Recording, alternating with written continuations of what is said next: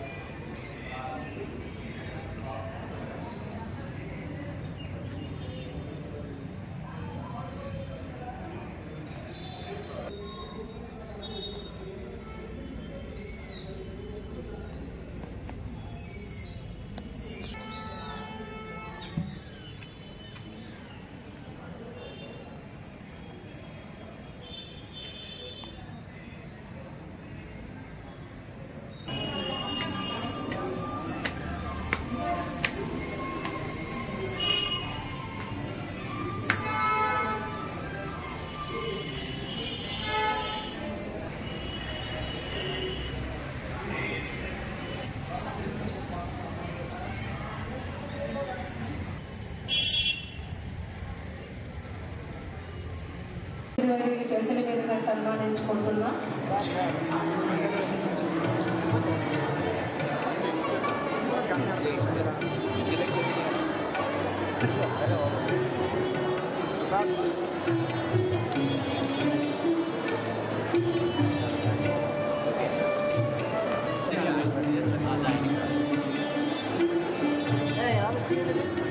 తర్వాత వెలుగు రామనాయుడు గారు సిద్ధంగా ఉండాలండి.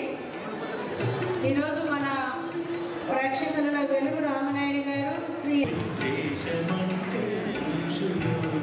దేశమంటే మట్టి కాదు, దేశమంటే మనుషులు, దేశమును ప్రేమించు మంచి అన్నది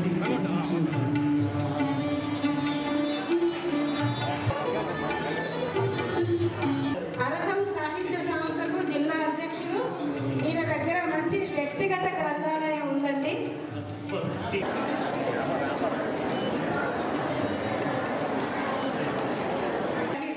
కన్యాశుల్కంలో శ్రీరామ పొందారి నాటక రంగంలో ఉత్తమ ప్రతినాయకుడుగా అనేక అవార్డులను కూడా అందుకున్నారు.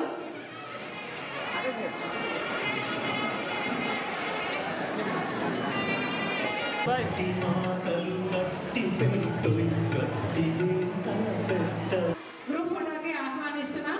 సన్మానితులంతా అయిపోయిన తర్వాత గురుజాడ స్కూల్ విద్యార్థులు రమణ కుమారి వాళ్ళు 62 years తర్వాత ఎవరు గుర్తించరు.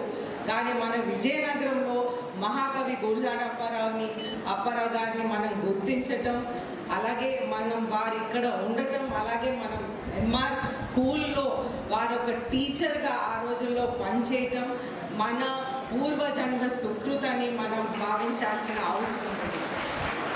అలాగే మనం చూస్తుంటే వారు మహారాజా ఆనంద్ గజపతి రాజు గారు పక్కనే ఉండి రైట్ హ్యాండ్గా వారితో పాటు పనిచేస్తూ ఆ తర్వాత వారు కాలం చేసినప్పటికీ వారి చెల్లెలు రేవా సర్కార్ గారు మహారాణి అప్పలకొండయ్య గారితో పాటు కూడా వారు పనిచేస్తూ ఆ టైంలోనే మనకి ఆంధ్రప్రదేశ్లోనే ఫస్ట్ నెల్లిమర్ల వాటర్ వర్క్స్ అనేది పెట్టడం, ఆ రోజుల్లోనే ప్రజలకి ప్రతి ఇంటికి నీళ్ళు అనేది అందించటం ఆ రోజుల్లోనే వాళ్ళిద్దరూ కలిసి ఇంప్లిమెంట్ చేశారు. గురజాడ గారు కన్యాశుల్కం ద్వారా సమాజంలోనే ఒక పూర్తి మార్పు అనేది తెచ్చారు ఆ రోజు ఉంది.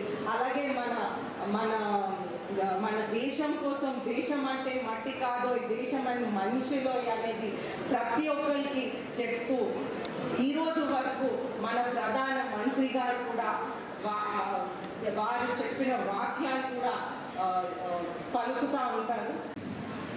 గురజాడ అప్పారావు గారు ముఖ్యంగా మన జిల్లాకి ఎటువంటి కీర్తిని తీసుకొచ్చారని అంటే అందులో ముఖ్యంగా ఆయన తాలూకా హిస్టరీని తీసుకొచ్చిన వెలుగు రామనాయుడు గారికి నాకు ప్రత్యేకమైన నమస్కారాలు తెలియజేసుకుంటున్నాను. ఎందుకంటే ఇప్పుడు మహనీయులు చాలామంది ఉంటారు, వాళ్ళ తాలూకా ఉద్దేశాలను ప్రజల్లోకి తీసుకెళ్ళడం అంటే అంత చిన్న విషయం కాదు.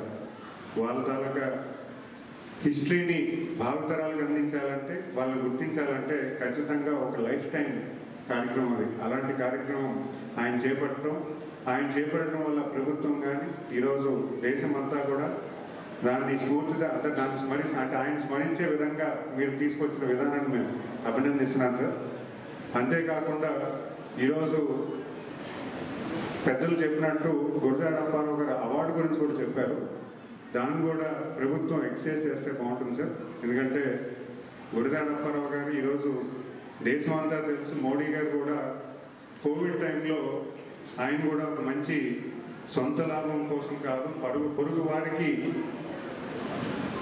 తోడ్పడబోయి దేశం అంటే మట్టి కాదు, దేశం అంటే మనిషిలో అని కోవిడ్ టైంలో కూడా మోడీ గారు ఒక సందేశం ఇచ్చారు. అంటే గురజాడ అప్పారావు గారి కీర్తిని మోడీ గారే ఆయన తాలూకా ఉద్దేశంలో చెప్పారంటే మనం ఆయన పేరు ఒక మంచి అవార్డు క్రియేట్ చేస్తూ ఖచ్చితంగా సాహిత్యానికి అలాగే సోషల్ సర్వీస్కి అంటే సోషల్ అవేర్నెస్ ఉన్న గొప్ప మహనీయుడు అలాంటి వ్యక్తిని గుర్తు చేసుకుంటూ ఈ అవార్డు అనేది ఇప్పుడున్న ప్రజల్లో ఎవరైతే అలాంటి అవేర్నెస్ ఉన్న వాళ్ళకి ఆయన పేరు మీద ఒక అవార్డు క్రియేట్ చేసి ఇస్తే ఖచ్చితంగా అది స్ఫూర్తిదాయకం అవుతుంది సార్. వాళ్ళు కూడా గుర్తించినట్టు అవుతుంది.